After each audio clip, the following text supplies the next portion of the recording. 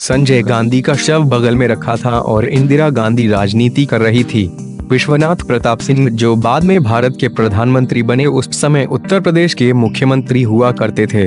विश्वनाथ प्रताप सिंह इंदिरा गांधी से किसी राजनीतिक मसले पर चर्चा करने के लिए दिल्ली आए हुए थे और एक अकबर रोड पर बैठे उनका इंतजार कर रहे थे।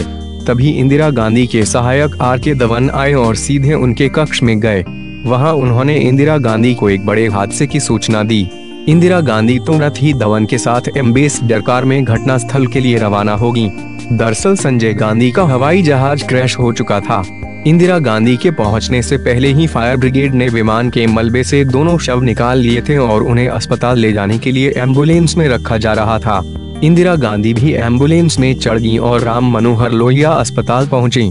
अस्पताल पहुंचते ही डॉक्टरों ने संजय गांधी को मृत घोषित कर दिया। बताया जाता है कि संजय गांधी के विमान हादसे की खबर मिलने के बाद सबसे पहले अस्पताल पहुंचने वाले नेताओं में पूर्व प्रधानमंत्री अटल बिहारी वाजपेयी और चंद्रशेखर थे।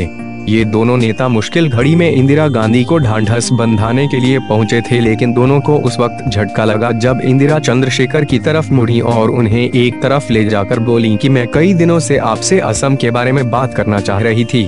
वहाँ इन दिनों हालात सही नहीं है। मातम के माहौल में चंद्रशेखर ने राजनीतिक मामलों पर चर्चा करना उचित नहीं समझा और इंदिरा गांधी से कहा कि इस बारे में बाद में बात करेंगे।